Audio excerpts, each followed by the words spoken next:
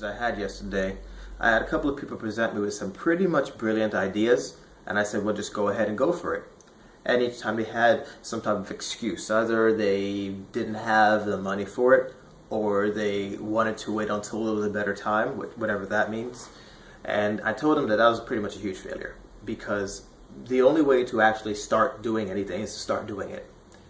I told them that to at least get the research done, they can talk to the right parties, they can really get the right answer.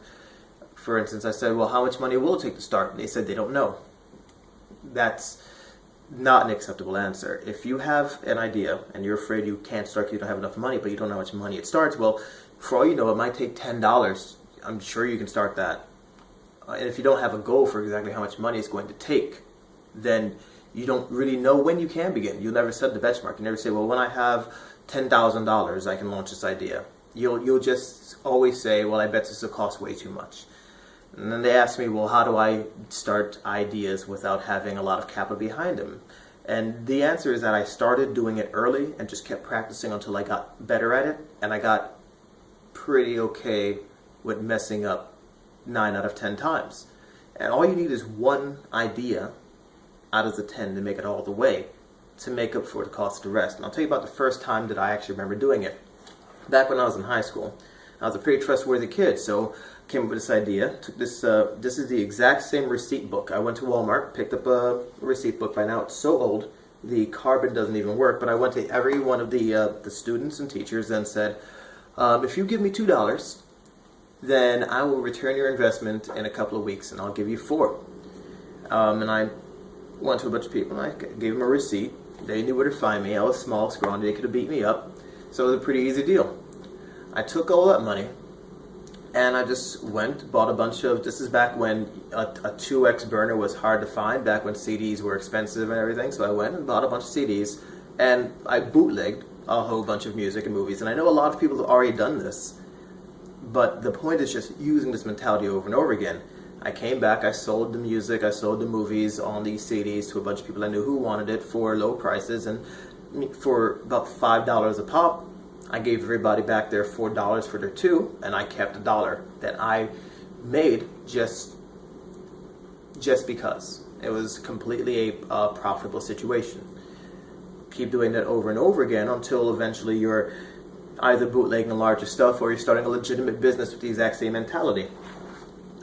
The next time I did it, I had a senior project, and people kept saying, that they wanted better presentations for their high school senior project. And they didn't have time for it, they didn't know where to begin. And I said, well, I'm pretty good with computers, so I'll set you up some graphics, I'll make some charts for you, I'll make PowerPoints if necessary, we'll go crazy with it.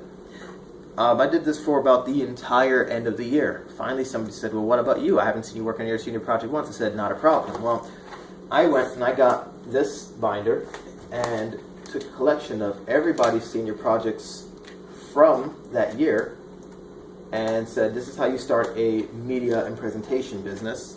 And that was my senior project, was how to start a business. Once again, I managed to do a project without actually doing anything. People had paid me to do my senior project because I was doing theirs for them and just taking notes and keeping track of it. And that's the right mentality to have. You don't need to have your own money to start your ideas, and you don't even need to have your own ideas to make money, and people get caught on it and they'll just stop. The best thing I can tell anybody, if you have an idea, you don't know where to start, just start and get as far as you can go. Until you have reached the end of your time, your money, or your understanding, then you're wasting your time. But once you get there, then you know how much money you need to continue. You know what questions you need to ask, because you know now you don't understand the next part. Maybe it's just one network connection away before you find a machinist who can build a product for you, and then you have something that can go to market. Or maybe you just need to speak to one person to get something to some board of members that can really make the idea continue to move. But if you don't get it down on paper and start asking the questions and get the pricing and figure out what actually needs to be done, how long it's going to take, then you might as well just forget about the idea. It's dead to you and it's never going to get done. And you're just going to hate yourself when you watch on CNN that somebody made $100 million with the idea that you thought belonged to you, but really you never owned it at all.